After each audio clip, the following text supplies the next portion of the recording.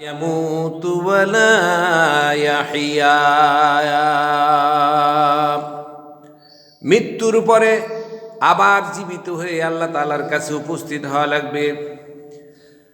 সুতরাং আল্লাহ রসুলও বেঁচে থাকে নাই, তিনিও বিদায় হয়ে গেছেন।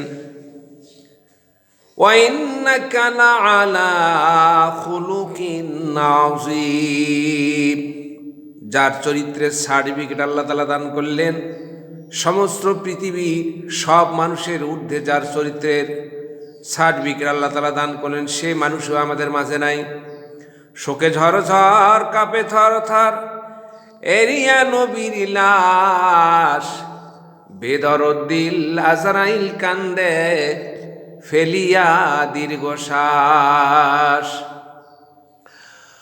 হুর পরিয়াস গুমরিয়া কাঁদে শোকেছে গেছে আসমান, আব্বাজান বলিয়া কাঁদিছে ফাতেমা দুলালি মেয়ে। ইমাম হাসান হোসেন কেন্দে বলে, কারে নানা বলে ডাকবো আমি গো, যার চেহারা দেখার পরে ক্ষুধাগুলো সরে যেত দূরে।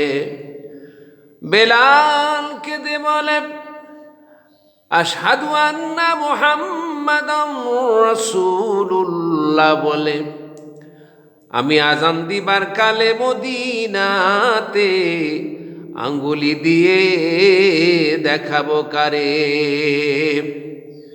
আল্লাহর নবী মারা গেছেন শোনার পরে ওমর খোলা তরবারি নিয়ে বের হয়ে গেলেন।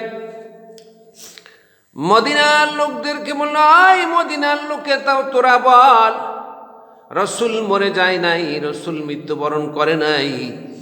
কে বলেছে রসুল মারা গেছে? যে বলবে রসুল মরে গেছে, আমার তরবারি ওমরের তাদেরকে ক্ষমা করবে না। আবু বকর এক পর্যায়ে বলছে, এই ওমর, পাগল হোস না রে ওমর, দেখ ওমর মরে, রসুল মরে গেছে। ওমর পাগলামি করতেছে নবীর মায়ায়, কাপড়ের নিচে কাপড়ের উপরে মাথা লাগায়া ওমর চোখের পানি ছেড়ে ছেড়ে কান্দে আর বলে, ও আবু বকর, রসুল মরে নাই। আবু বকর বলে, না ওমর তুই পাগলামি করিস না, রসুল মরে গেছে। ইন্নাকা মাইয়িতুন ওয়া ইন্নাহুম মাইয়িতুন।